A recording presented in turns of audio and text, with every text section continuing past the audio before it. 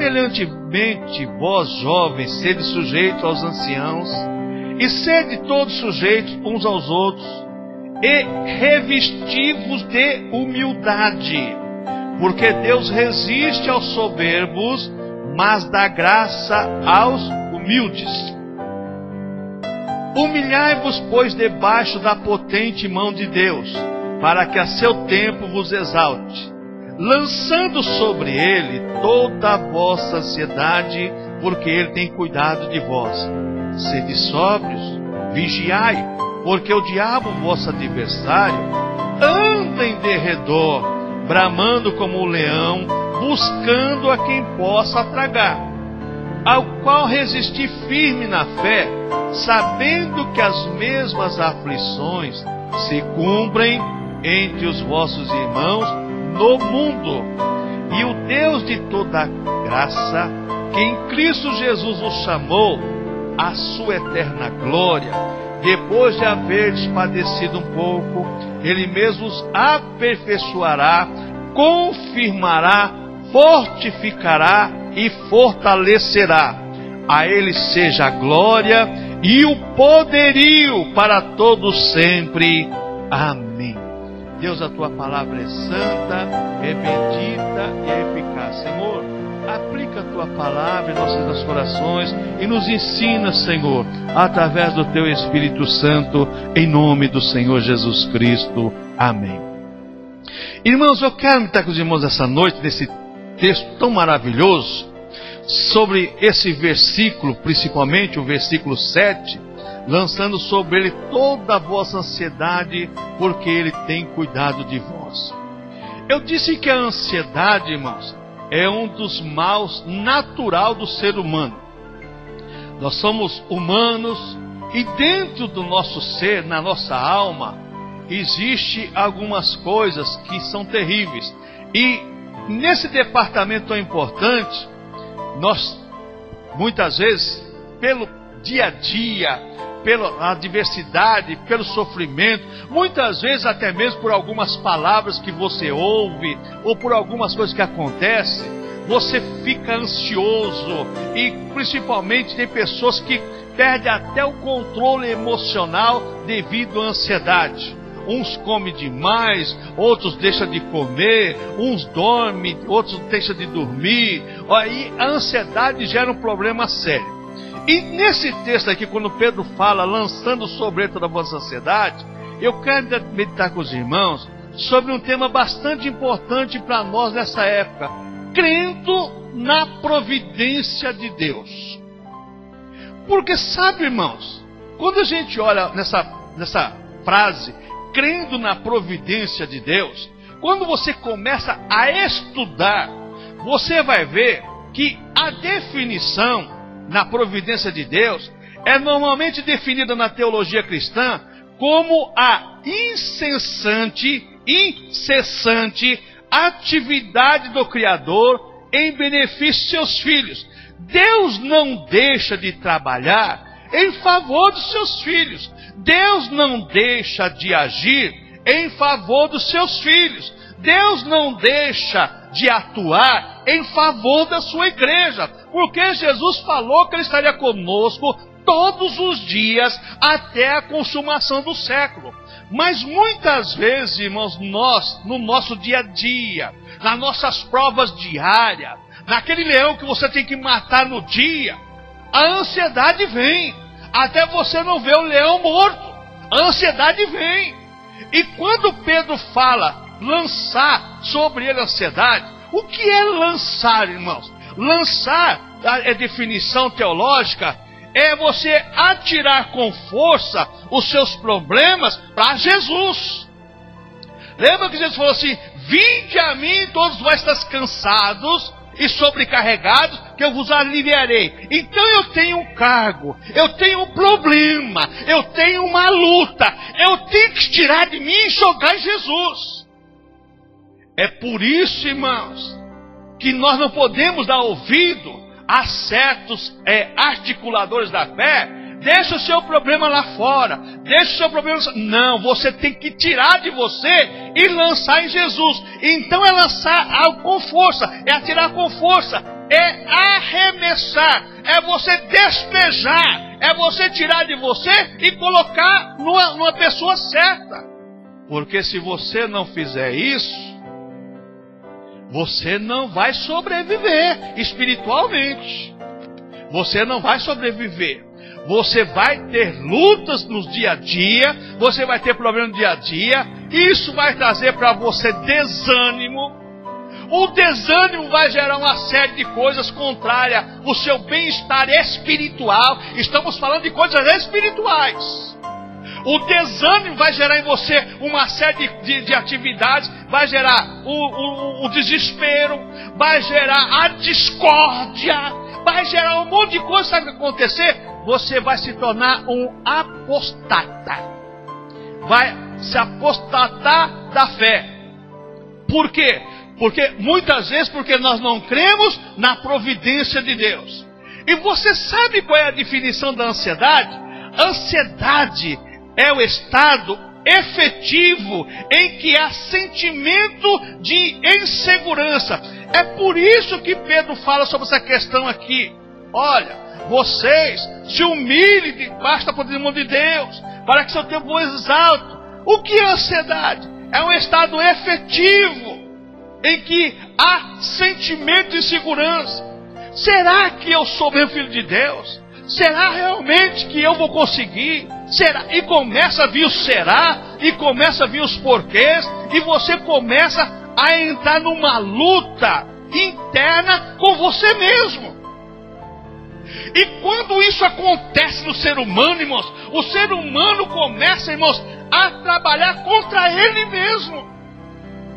Estamos falando de coisas espirituais. De repente, aquela pessoa que tinha um ministério, já perdeu o ministério. A pessoa que tinha um dom, o dom vai ser colocado em segundo plano. A ansiedade gera tudo isso. Então o que acontece, irmãos? Quando nós lançamos tudo na pessoa de Cristo, não deixe o seu problema na sua casa, não entregue o seu problema no psicólogo, não entregue o seu problema, você entrega para Jesus, coloca na cruz de Cristo, porque se Ele não resolver, homem nenhum vai resolver. Homem nenhum vai resolver. Homem nenhum vai resolver. Agora Jesus, Ele resolve, porque todo poder, ele disse, todo poder foi me dado nos céus e na terra. Então o poder está nas mãos do Senhor. Em primeiro lugar, irmãos, quando nós lançamos sobre Jesus os nossos problemas e a nossa ansiedade, a providência de Deus, ela é representada nas Escrituras Sagradas como uma função, veja bem, uma função da soberania divina. Infelizmente, com o passar dos tempos, com o passar dos séculos, nós perdemos esse referencial, que a providência de Deus é uma função da soberania divina. Passou a ser função de pessoas. Olha, eu tenho a receita para o seu problema. Eu tenho. Olha, você vai fazer assim? Irmãos, não entra nessa. Não entra nessa. A providência de Deus nas Escrituras Sagradas é representada como uma função da soberania divina. É Deus que faz. Por isso que Paulo escrevendo aos Filipenses fala assim, olha, na sua mão está o querer e o efetuar. Deus quer te abençoar, mas Deus quer que você lança nele o seu problema, as suas dificuldades, e que a providência vai vir dele. Então, quando a gente olha para essa questão, que é uma função da soberania divina e não de homens. Mas, pastor, eu conheço tanta gente que confiou no que o homem falou e aconteceu. Fé não se discute, irmãos. Fé não se discute. Tem pessoas que crêem num jumento e acontecem as coisas. Para simplificar, para dar uma redundância. Em primeiro lugar, sendo a providência de Deus uma função da soberania divina, Deus está no controle de todos os acontecimentos no mundo. Tudo que acontece neste mundo, a rédea está nas mãos de Deus.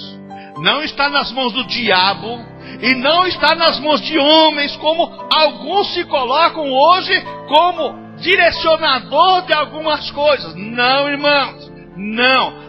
Tudo que acontece nesse mundo, o controle está na mão de Deus. É que nem você que vai assistir televisão, pega o controle, está na tua mão, e você vai assistir, quem estiver do seu lado, vai assistir o que você quer. Tudo está na mão de Deus. O controle está na mão de Deus, irmãos. O diabo pode fazer algumas coisas se Deus permitir. Pastor, então por que acontece tantas coisas? A soberania de Deus não se discute. Deus é soberano. Deus é Senhor da história. É Ele que faz. É Ele que executa e acabou. Nós temos que aceitar isso não é com passividade não, mas é com fé. Deus está no controle de tudo. Senhor, a minha situação está difícil, é verdade. Mas nós temos um Deus, irmãos, que pode mudar a situação no momento. Lembra a profecia do profeta Isaías? Quando Deus perguntou ao profeta: poderá surgir uma nação em um só dia? Quem acreditava nessa profecia? Ninguém acreditava. Mas em 1948, com o voto do brasileiro, com o voto de um brasileiro que estava lá na ONU, o que aconteceu? Surgiu o Estado de Israel. Surgiu uma nação em um dia. O nosso conterrâneo brasileiro, o Aranha lá, Oswaldo Aranha,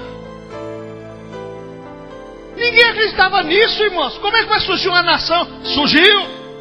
Está lá Israel. As profecias se cumprindo em Israel. Deus está no controle de tudo. E já que eu estou falando de profecias cumpridas, as profecias se cumprindo em Israel já mostram que Jesus está voltando. O que está acontecendo, sinal no céu e na terra, é para nós, igreja, ficarmos acordados. Porque Deus tem o controle na sua mão. Ele coloca no canal que Ele quer assistir. E nós, irmãos, temos que aceitar, não com passividade, mas crendo que Ele é o Senhor soberano nos céus e na terra.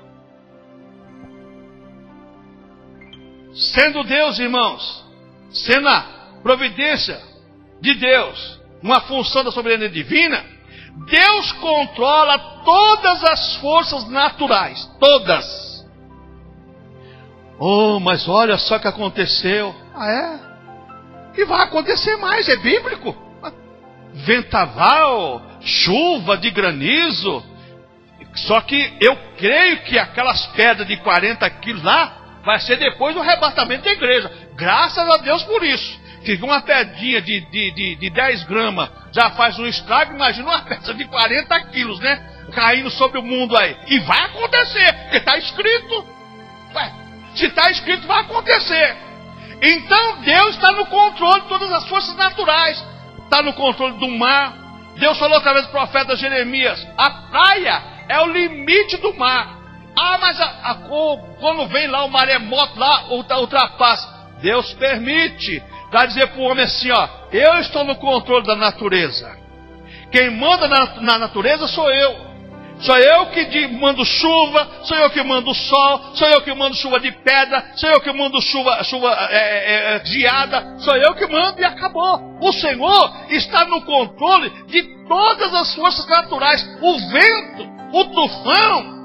Ah, meu Deus, já pensou quanto estrago, quantas mortes? É, só que Deus está no controle daquilo. Se não fosse a mão de Deus, a coisa seria pior ainda. Seria pior ainda.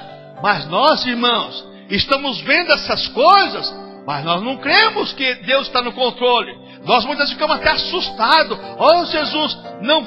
Irmãos, Deus está no controle da tua vida, está no controle de tudo que te cerca. Comece a pensar nisso.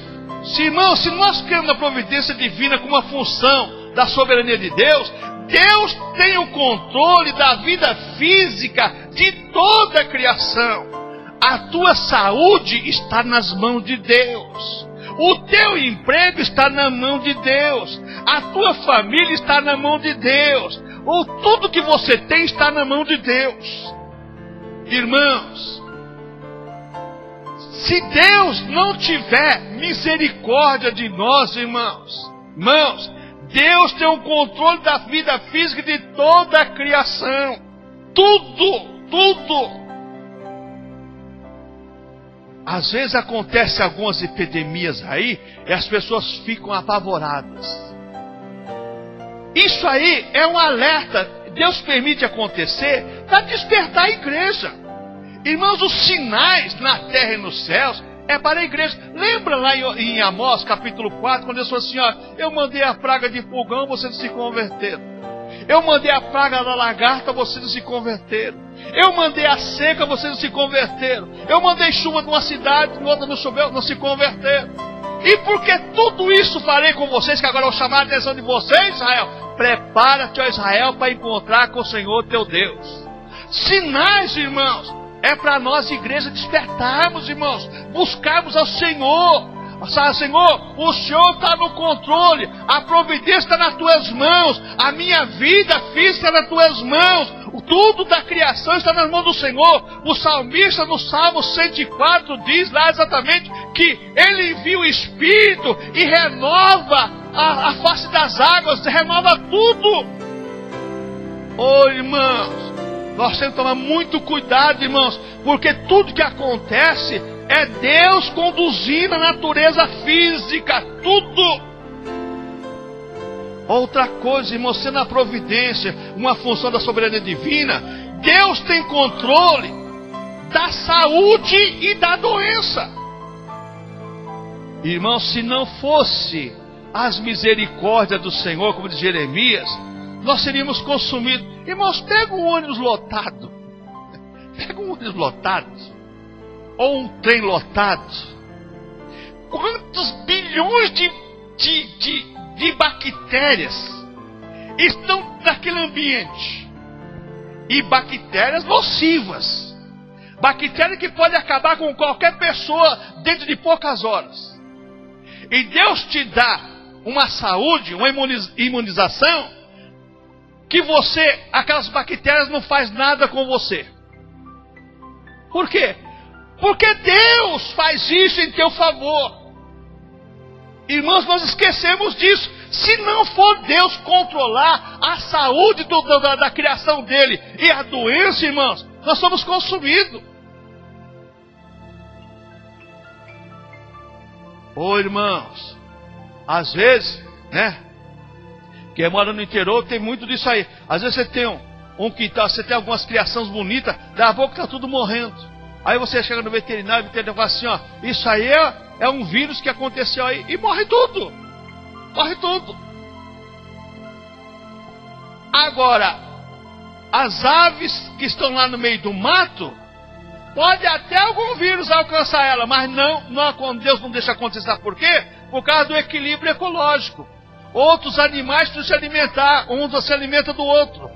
Deus, irmãos, Ele tem o controle da saúde, da doença do ser humano, toda a criação dele está nas mãos de Deus, irmãos. Deus não vai deixar você perecer sem Ele olhar para você com um olhar de misericórdia e dizer assim, eu estou no controle da tua vida, a tua vida está nas minhas mãos, tudo que você tem é meu, e você está nas minhas mãos, e eu dirijo a tua vida, e eu controlo a tua vida. Outra coisa, irmãos, sendo a providência uma função da soberania divina, Deus tem o controle da prosperidade e da adversidade. Tudo está na mão de Deus. O prosperar está na mão de Deus. Também a adversidade de prosperar, quer tirar, também está na mão de Deus. Lembra do Nabucodonosor? Não é essa grande Babilônia que eu construí. Ah, é? Você é rico porque Deus tinha colocado ele. E ele teve até um sonho, uma visão. Teve até um sonho. Mas não glorificou a Deus. O que aconteceu? foi comer capim no meio do pasto, que nem um animal. Irmãos, Deus tem o controle da prosperidade, da adversidade. Quantas pessoas, irmãos, na hora da prosperidade não lembram de Deus, não. Está bem empregado, Deus, deixa, depois eu acerto com Deus. Irmãos, cuidado, que Deus tem o controle de tudo. Tudo está nas mãos de Deus. A nossa prosperidade e também a nossa adversidade está nas mãos do Senhor. Porque Ele é Senhor da nossa vida. Ele é Senhor da história. É Ele que tem o controle de tudo. Lembra que o controle está na mão dEle. Em segundo lugar, irmãos, falando da providência de Deus, que nós temos que crer, crendo na providência de Deus. Em segundo lugar, o governo providencial de Deus sobre a criação proclama sua sabedoria, seu poder, sua glória e bondade. O governo providencial de Deus sobre a criação proclama, diz para nós, sua sabedoria. Ele é sábio em tudo que fez e da maneira que age. Deus é sábio em tudo. Olha só, o poder está na mão dele, a glória é dele e a bondade é dele. A Bíblia apresenta, irmãos, Deus constantemente cumprindo seus bondosos propósitos em favor de sua criação. Irmãos, o salmista cansou de falar sobre isso.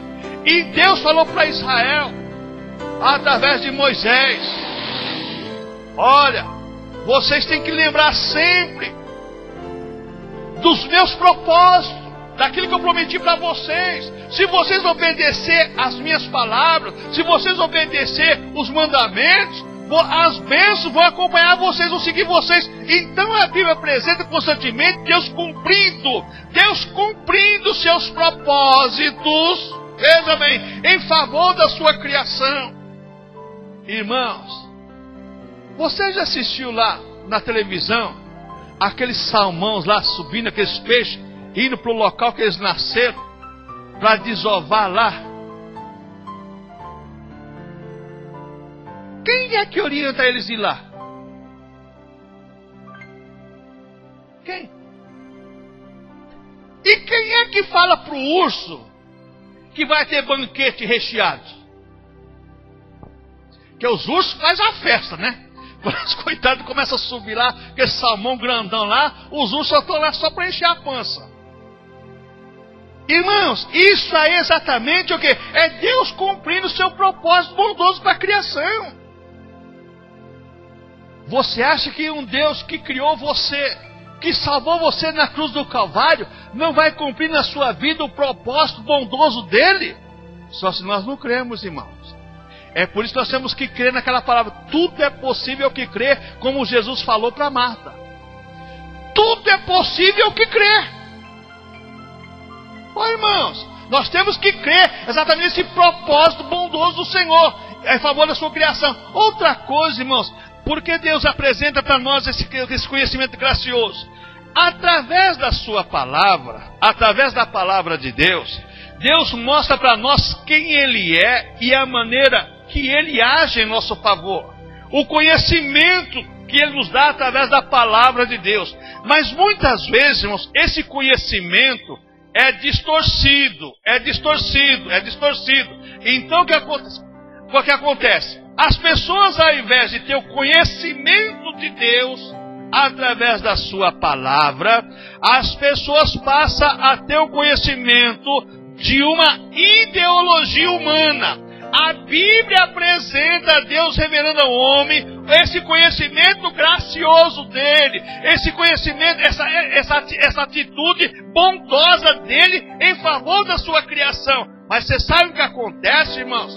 Muitas vezes, irmãos, nós somos seduzidos por falácias, interpretações muitas vezes mesquinhas.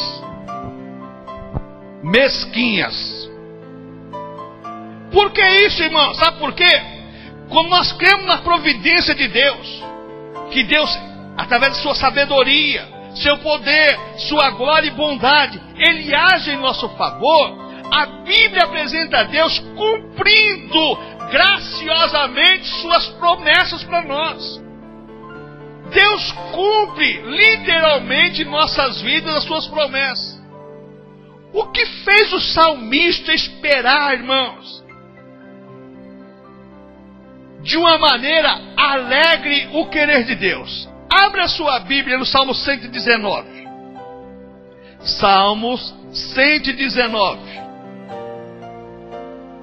Salmo 119.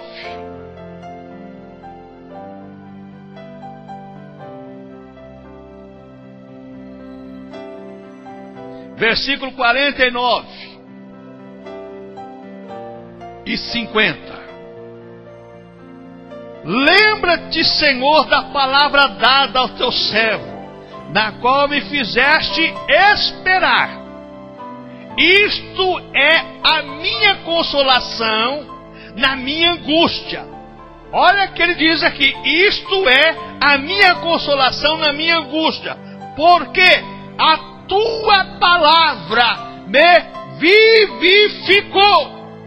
Irmãos, se você crê que Deus está cumprindo em tua vida as promessas graciosas que Ele fez para você, a sua atitude é uma atitude de alegria. Você não é um cristão choroso, não é um cristão melancólico, não é um cristão que tudo está errado ao teu redor, não. Você é um cristão alegre porque você tem um Deus que está trabalhando em teu favor.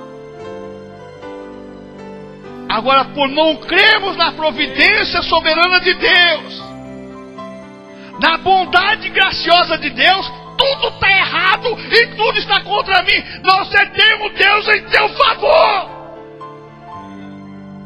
Eu tenho que gritar para você acordar.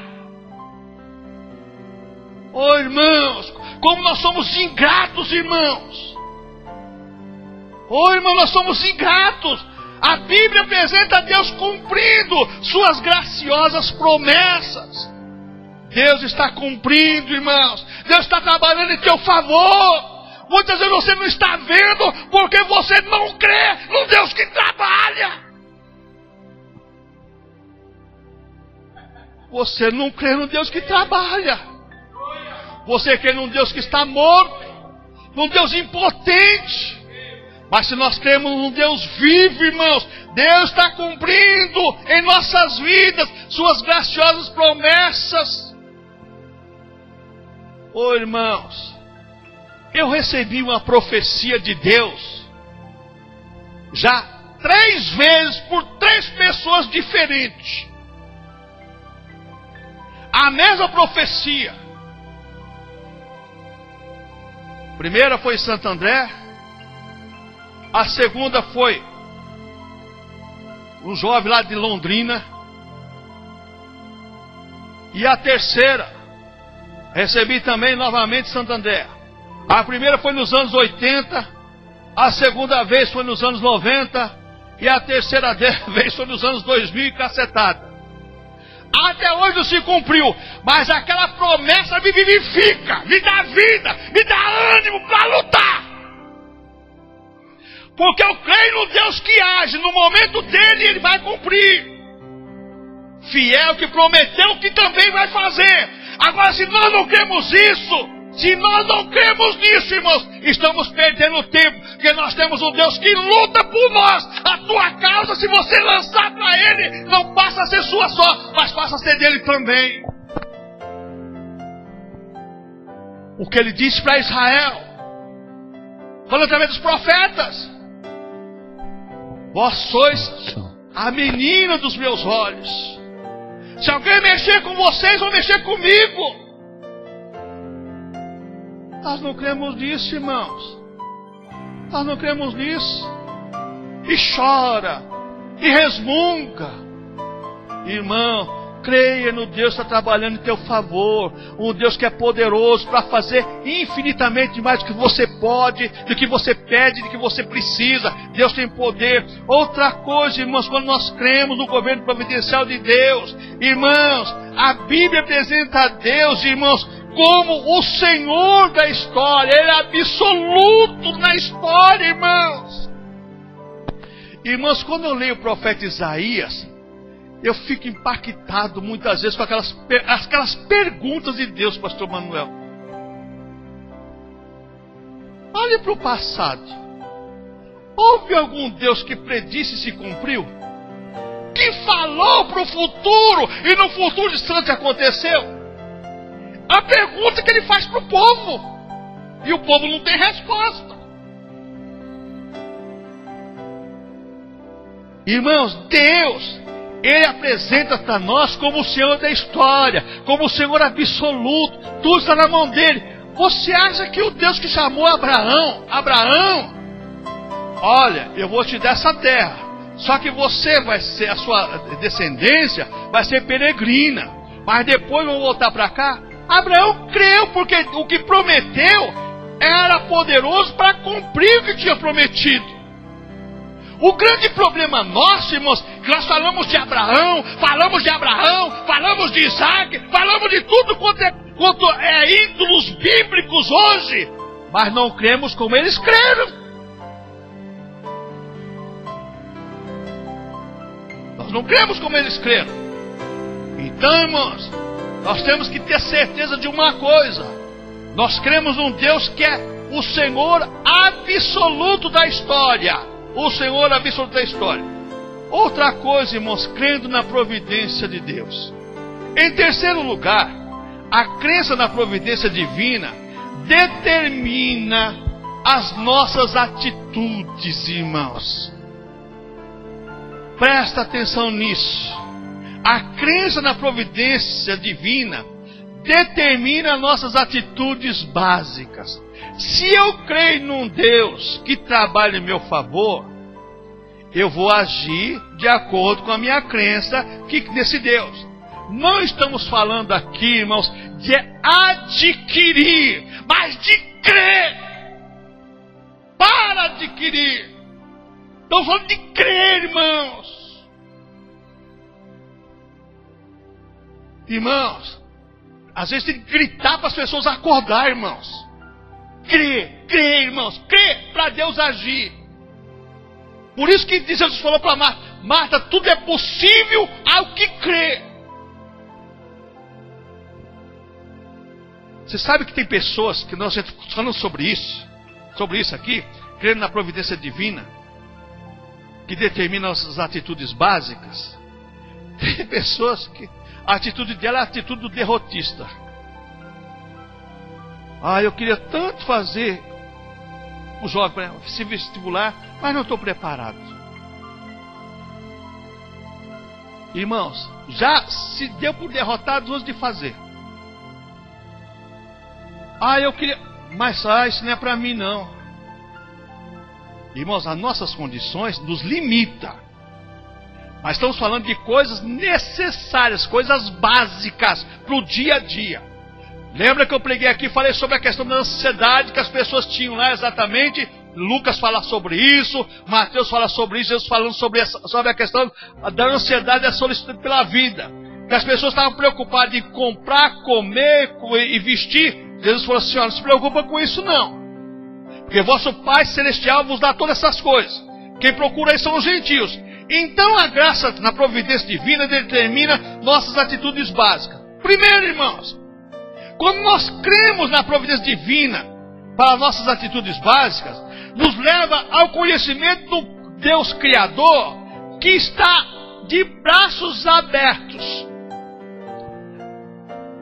Você acha que o filho pródigo, quando a Bíblia fala que ele estava desejoso em se alimentar, veja bem, a Bíblia fala que ele estava desejoso a se alimentar das bolotas dos porcos. Ele não estava comendo porque ele é proibido comer. Até a comida dos porcos ele era proibido comer. Vamos interpretar o texto como a Bíblia diz. Ele estava desejoso comer a comida dos porcos, mas não podia. Chegou à conclusão. Ela chegou à conclusão: voltarei para a casa do meu pai. Lá tem abundância. Obrigado. Lá tem abundância de alimentos. Seus servos se alimentam. E eu aqui padecendo necessidade. Por que ele agiu dessa maneira, irmãos? ele tinha o conhecimento do Pai e tinha conhecimento do Criador. Esse lá, o Pai representando Deus e o Filho, né? Somos nós ali. Tanto o filho mais velho, que era ingrato e irreverente, né? Irreverente, e como o filho mais novo, que acabou com tudo. Então veja bem, quando a situação nos leva ao conhecimento do Criador em nosso favor, irmãos, sabe o que acontece? Isso nos ensina que eu posso esperar em Deus com convicção. Não é uma utopia, não é um negócio da fé, mas é uma convicção. Não, eu tenho um Deus. Irmãos, às vezes a gente vê cada testemunho. Nós estávamos aqui no bazar, chegou aquele irmão, né, Cleide? Um rapaz aí, chegou aí, contou até o testemunho. Não vou falar porque, deixa pra lá. Falou assim: pastor, depois daquele dia, Deus fez algo na minha vida, que hoje, veja bem, eu estava precisando de dinheiro e lembrei do PIS. Cheguei na caixa aqui, trouxe até comprou uns negócios do bazar aí. Passei na caixa lá, pensei que eu tinha algumas coisinhas para... Sabe quanto eu tinha para receber de PIS? 1.000 e poucos reais. Falei: Jesus querido, creu na providência de Deus. Uma pessoa que até poucos dias atrás ninguém dava nada por ele. Tivemos uma conversa. Deus mudou a história daquele rapaz. Por quê, irmãos? Ele crê agora num Deus que trabalha em favor dele. Porque ele cria exatamente num Deus que só julgava ele. Irmãos, Jesus falou: eu amo aqueles que me amam, e o Pai o amará, e viremos para eles, e neles faremos morada. Irmãos, se nós amarmos ao Senhor, Deus nos ama também, vem para nós, faz morada. Então o que vai acontecer, irmãos? Eu posso esperar com convicção. A coisa está difícil, tudo está contra mim, mas eu tenho um Deus trabalhando em meu favor. Eu tenho um Deus que pode mudar a situação, mudar essa história. Eu tenho um Deus... Irmãos, vamos pegar o caso da Esther, a rainha Esther.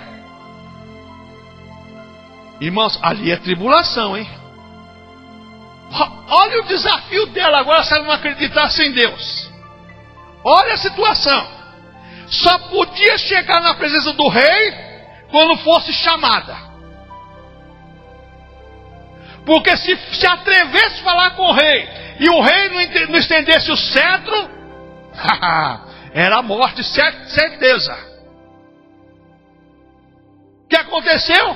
Vamos jejuar e vamos buscar o nosso Deus. E amanhã eu vou me apresentar ao rei. Se eu perecer, pereci. Mas vamos tomar a atitude correta. Jejuar. O que aconteceu, irmãos? Teve convicção.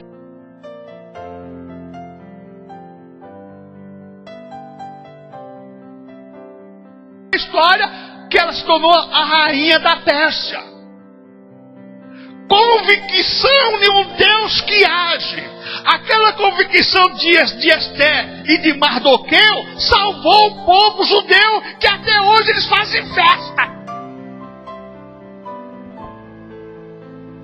Aonde está a nossa convicção nesse Deus, irmãos? Aonde está a nossa convicção nesse Deus que nos ensina a esperar somente nele? O salmista muitas vezes diz: espera, Israel, no Senhor. Confia, Israel, no Senhor. Oh, irmãos, nós estamos vivendo uma época, irmãos, difícil das pessoas entender que tem um Deus grande que está pedindo para você: lança para mim as suas dificuldades, a sua ansiedade, o seu problema para mim, porque eu quero resolver o seu problema. Irmãos, Deus está clamando muitas vezes em nosso favor, irmãos, e nós estamos nos debatendo conosco mesmo, e entramos num estado, sabe, irmãos, de muitas vezes até de discórdia conosco mesmo. Será que é o que eu quero mesmo? Será que Deus quer para mim? Deus quer sim, meu irmão, minha irmã, mas o que você crê nesse Deus que te chamou, nesse Deus que te salvou, você é convicto de Deus que trabalha em seu favor? Se você é convicto, espera no Senhor que a tua vitória com certeza é certa. Ô irmãos, outra coisa, irmãos, quando nossa crença na providência divina determina nossas atitudes básicas. Atitudes básicas. Irmãos, isso nos ensina que esperar em Deus não é vindicação apenas. Não estou pedindo apenas, não estou implorando apenas. Não é isso não. Mas sabe o que é, irmãos? Certeza da providência de Deus. Senhor, a minha geladeira é a famosa Polo Norte. Só tem gelo.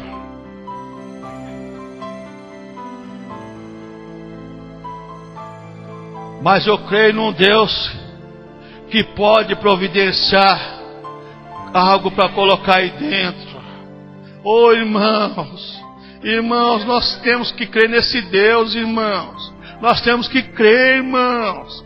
Mude a sua maneira de ver. Você lê, olha o que eu estou dizendo aqui, irmãos. Como nós cremos na providência de Deus, determina nossas atitudes básicas. Isso nos ensina, irmãos, que esperar em Deus e na sua providência não é vindicação apenas, mas é certeza no Deus que age, irmãos. Começa a ler a biografia dos heróis da fé. Você vai ver lá aqueles homens, Hudson Taylor e tantos outros, os homens que fizeram grandes coisas através do quê? Da fé e da sua confiança em Deus. George Miller e tantos outros. Jonathan Edwards, que entrou 4 dias, 4 noites orando no meio do mato e pregou um sermão tão famoso que até hoje converte cristãos realmente. Oh, irmãos, essa crença, irmãos, está diminuindo nas pessoas. As pessoas não estão mais crendo, não são mais convictas nesse Deus. Outra coisa, irmãos, a crença na providência divina, que determina nossas atitudes básicas, irmãos. Ensina-me que posso desfrutar das promessas bíblicas em meu favor. Não é em favor de Israel, não é a favor de uma outra nação, mas é em meu favor. Jesus falou: eis que eu estou convosco todos os dias até a consumação do século. Essa é a maior promessa que você tem nesse mundo. Não existe uma outra promessa maior do que essa. Jesus está com você. Jesus está com você, irmão. Ou nós cremos nisso ou não cremos, irmãos. Agora lança nele a sua ansiedade, joga para ele. Porque ele tem cuidado de vós. Porque ele que cuida de nós. Oh, irmãos, outra coisa, irmãos, crer na providência divina determina nossa atitude básica. Isso nos ensina, irmão, que tenho um Deus que cuida de mim. Tem até um hino aqui, uma vez o Márcio louvou o Senhor com ele assim: Deus cuida de mim, à sombra das suas asas. Deus cuida de mim, eu amo a sua casa. Deus cuida de você, irmãos. Deus cuida. Deus não é o Deus que promete, não. Ele realmente cuida de você. Tem cuidado de vós, Ele tem cuidado de cada um de nós, irmãos. Mesmo diante das situações difíceis, mas nós temos um Deus que cuida de nós. Em quarto lugar, irmãos, crendo na providência de Deus. A crença na providência de Deus nos inspira a todas as orações. Irmãos, se eu creio num Deus que cura, eu vou orar para Deus curar. E se eu recebo uma oração de Deus que cura, eu tenho que crer no Deus que cura. Se eu creio no Deus que pode abrir a porta de emprego, Deus vai abrir. Eu já contei aqui a história verdadeira, história com H maiúsculo, do pastor Jeremias. Vou até dar o nome que está na internet. Jeremias recebeu uma mensagem de Deus no domingo à noite, desempregado, quase cego de um olho, só tinha 40% da visão. e não tinha dinheiro para fazer óculos. E Deus falou assim: vai lá na empresa, tá com você. Vai. Chegou lá, carteira, mas carteira branca. Carteira branca. Chegou lá aquela fila de gente lá, e a placa lá, daquela que se coloca a placa das indústrias lá, funileiro, ferramenteiro, olha, fica boi, Gilvan. Ferramenteiro, eletricista, encanador.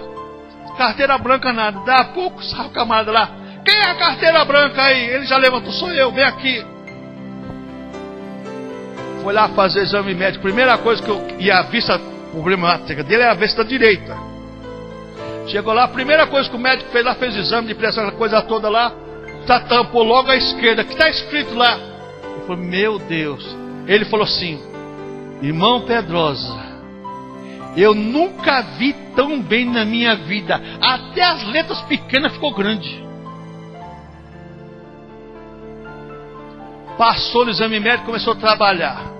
Começou a ver normal. Voltou o médico, mesmo falou assim: ó, aconteceu algum milagre aí, porque você, olha, você tá... Só que o problema continua na vista ainda. Você tem um problema na vista ainda. Você tá vendo? Tô vendo. Fez o... Mas é impossível, o problema tá aí ainda. Sabe o que aconteceu, irmãos? 1 ano e 4 meses. Jeremias está trabalhando. Começou a sentir problema na vista de novo. Já tinha perdido 60% da visão. Foi ao médico e ele falou assim: olha, o que aconteceu? Ah, não sei o que aconteceu. Eu estava vendo bem agora. O médico pegou estabilidade no emprego, se aposentou lá. Irmãos, por que eu estou contando isso? Você acha que o Deus que te tirou, da onde te tirou, que te salvou, que Deus que fez tudo na tua vida, vai deixar você ficar perecendo nesse mundo? Não, irmãos. Deus inspira as orações, a todas as orações necessárias para a tua vida. Você precisa do emprego, você tem que crer no Deus que abre a porta de emprego. Você crê no Deus que pode... Crê, irmãos, crê. Se acontece, o querer efetuar está em Deus, mas a minha obrigação é crer. Eu tenho que crer e deixar por conta dele. A minha obrigação e a tua é crer, e acabou. Não vamos debater, não vamos discutir, porque Deus vai fazer outra. Então, crendo na providência de Deus, nos inspira todas as orações. Por quê? Nos inspira, em primeiro lugar, orar agradecendo a Deus.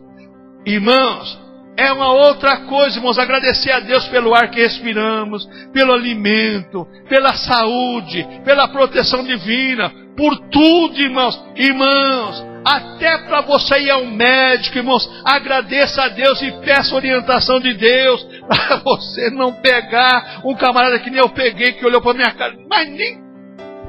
O cara só olhou para minha cara assim: com essa idade você não quer ter dor no joelho? Essa é a idade.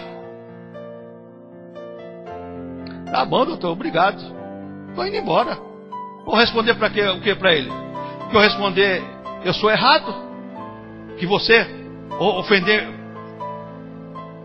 o médico e o servidor público é crime. Agora ele ofender você não é crime não. Tá bom, doutor, obrigado, tá? Obrigado. Irmãos, até nisso você tem que crer, irmãos, num Deus, orando, agradecendo por tudo. Inspira você também a orar, irmãos, pedindo a Deus auxílio e segurança. Você crê num Deus que vem ao teu auxílio e Deus te dá segurança. Irmãos, o salmista chegou e disse assim: olha, se Deus não guardar a casa, em vão vigia a sentinela. Se Deus não guardar a cidade, pode ter atalaia, pode ter guarda no muro, não adianta nada. Mas quando Deus está guardando, irmãos, você não precisa ter um muro de 50 metros de altura, não. Você tem ali a proteção de Deus. Deus é escudo e bloqueio na tua vida, na tua casa, no teu comércio, aonde você estiver atuando. Mas muitas vezes, irmãos, nossas orações não é para esse Deus que nos inspira exatamente a pedir auxílio, segurança. Outra coisa, irmãos, quando nós cremos na providência de Deus, isso nos inspira a orar, irmãos, encorajando, pedindo coragem para entrarmos diante da majestade de Deus. Quando o escritor dos Hebreus fala assim, irmãos, tem que por intrepidez, ao entrar no Santo dos Santos, pelo novo e vivo caminho que é o sangue de Cristo. Quando Jesus diz, Pai, está consumado a obra que me deste a fazer. O véu do templo se rasgou de alto a baixo. Abriu agora o caminho para você entrar no céu. Agora você tem um caminho aberto para você entrar diante do trono de Deus. Nós, seres humanos, irmãos, através do nome do Senhor Jesus Cristo e do Espírito Santo, nós nos prostramos diante do trono de Deus, irmãos, e Deus ouve as nossas orações, e Deus responde às nossas orações. Sabe o que acontece, irmãos? A Bíblia fala que existe diante do trono de Deus uma taça com as orações dos santos. Muitas vezes nós não cremos que nós estamos orando e que a nossa oração está sendo depositada no trono de Deus. Nós não cremos, irmãos, nós oramos, mas não cremos. Nós oramos e não cremos. Só que um dia, irmãos, aquela taça vai ser jogada na terra. E vê lá no Apocalipse o que vai acontecer. Oh, irmãos, disse o nosso irmão Tiago. Tiago disse, a oração de um justo pode muito em seus efeitos. Você crê nisso? Vamos ficar em pé.